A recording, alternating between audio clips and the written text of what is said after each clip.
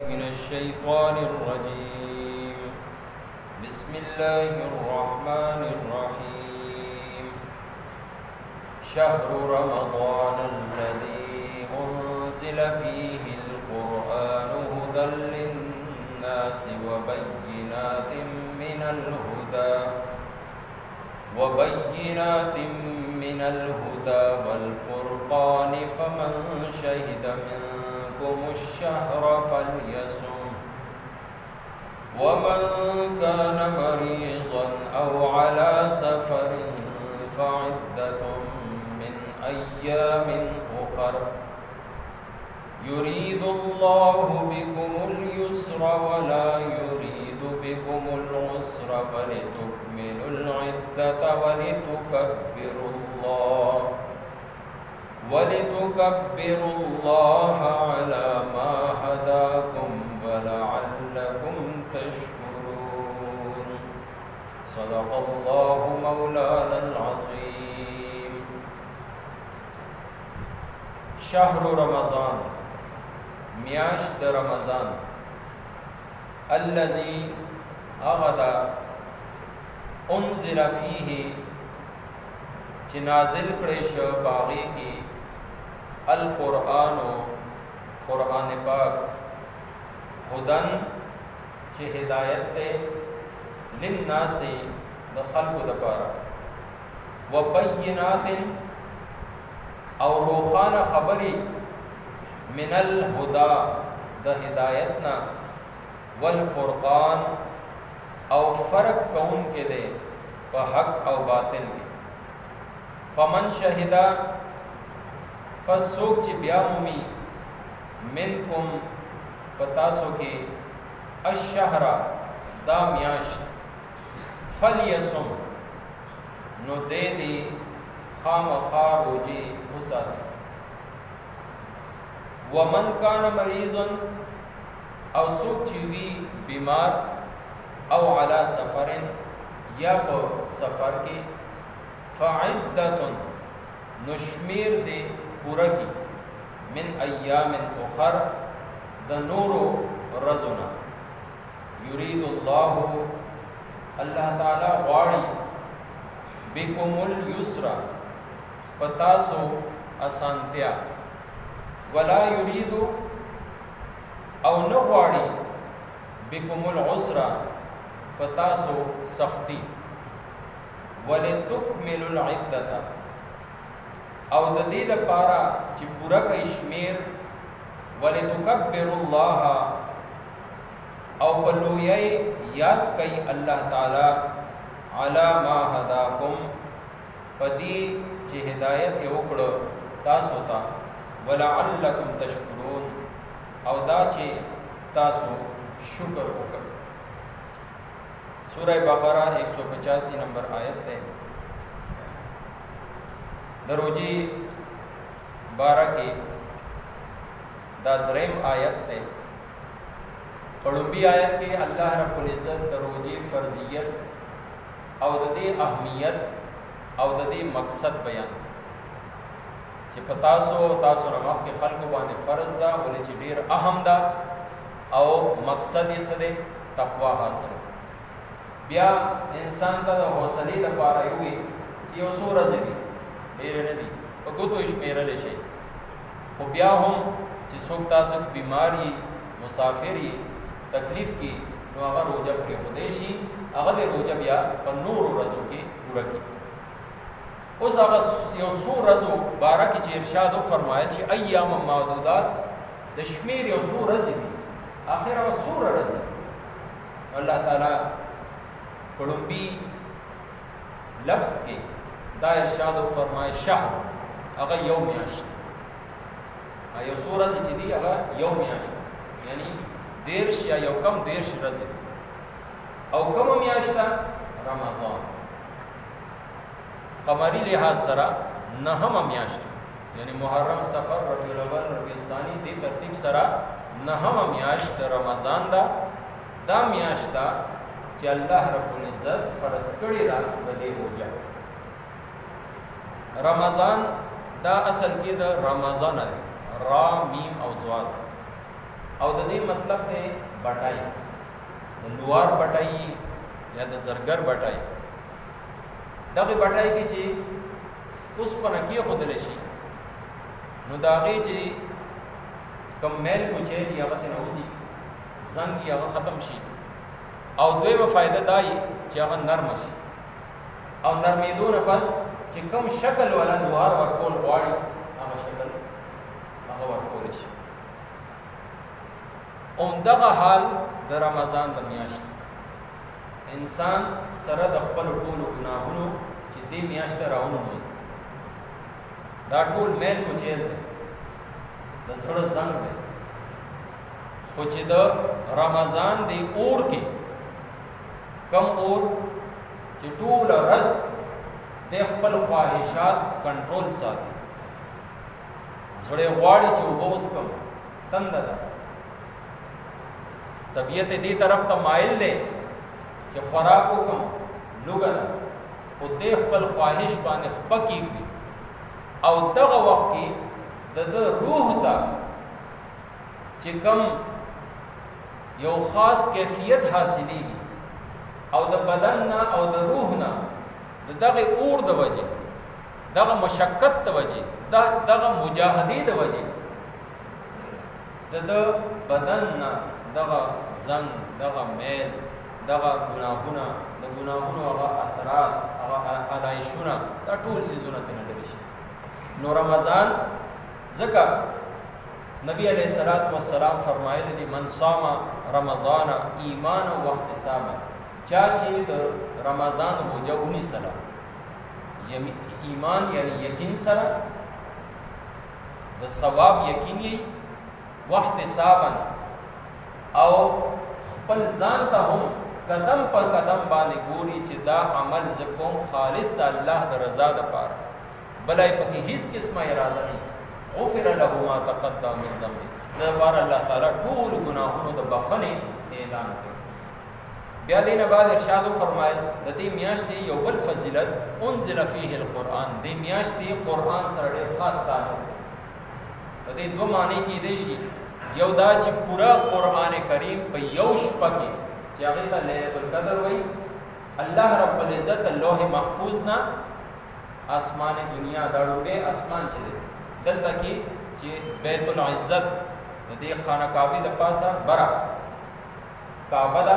الته کې خود له شی پورا قرآن پاک بیا الته رو رو لګ لګ پدریش کاله کې نبی علیہ الصلوۃ والسلام باندې نازل شوی دی. دویمه معنی دا ده چې انزل فيه القرآن په دې میاشت کې د قرآن کریم نزول شروع شوی، یعنی نبی علیہ الصلوۃ والسلام باندې چې کوم لومبای وحی نازل شوی و په غار حرا کې هغه په رمضان کې نازل شوی. بیا د قرآن درې صفات بیان شو، هدى للناس، بینات من الهدى او فرقان. د ټولو خلقو د لپاره هدایت ده.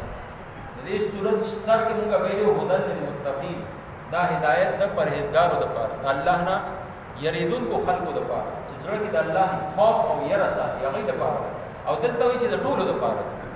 نو د دې جواب دا دی چې هدایت خو د ټولو د لپاره ده، خو فائدت نه هغه کسان اخلي چې د ګناه نه ځان بچ کړي او زړه کې د الله خوف او یره. مثال د باران واخلي، باران په ځمکه باندې هم کیږي او په کاڼي باندې هم کیږي، ځمکه جذب کی او زرخیزه شي او هغه نه چې نو فصل راوړو کیږي، او په کاڼي باندې ووريږي نو کاڼي هغه اوبه دغه یو ذره او یو ساس کې هم نشي جذب کوله. دغه شانتي قرآن کریم دا هدایت خو عام وو، خو د ابوبکر په زړه باندې راوورید نو هغه صدیق اکبر جوړ شو، او د ابو جهل په زړه باندې راوورید کاڼو نو الله رب العزت او د نبی علیہ الصلوۃ والسلام په نس ابو الجهل حالانکه عمر ابن هشام نوم ابو الحکم ورته ویل شو، او ابو جهل جوړ شو، جهنمی جوړ شو.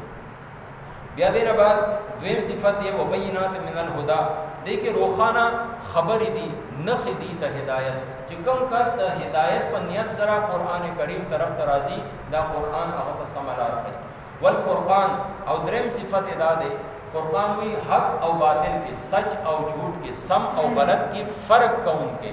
نو دا قرآن کریم لچ یو کس راشي د دې په کسوټای باندې چې څوک فیصله کوي نو هغه ته حق کاریږي او ناحق ورته ناحق کاریږي، یعنی حق او باطل کې هغه جدائی راوستون کې جوړ شي. بیا دینه بعد دویمه جمله کې الله تعالی ارشاد فرمایي فمن شهد منکم الشهر فلیصم. برا یو رخصت مسلمانانو له ابتدایي طور باندې ورکړی شوی، کم کس صحیح سالمي او بیا روزه نه نیسي نو فدیه ورکولی شي، دې سره هغه ختم شو. اوس الله تعالی وایي چې څوک هم په دې میاشت کې روغ جوړ دی، بالغ دی او مقیم دی، فلیصم ضرور بضرور هغه به روزه نیسي. دا فرض حکم د دې حکم فرض. نو بیا ذهن ته دا خبر راځي چې مریض او د مسافر د پاره چې رخصت و نو آیا هغه هم ختم شو؟ نو دا هغې ورسره دوباره الله رب العزت بله جمله کې وضاحت وکړه چې نه ومن کان مریضا او علی سفر، بیمار دی، داسې بیمار دی چې د هغه مرض روزې سره سیوا کېدی شي یا سخت جانی بدني هغه ته تکلیف رسېدی شي، یا یو داسې ډاکټر دی چې هغه دیندار دی، د دین کې د روزې اهمیت باندې خبردار دی، هغه ورته وایي چې ته روزه مه نیسه، یا خپله دومره تجربه کار دی خپل مرض حوالې سره هغه ته دومره تجربه وشوه چې هغه خپله دا ګڼي که چې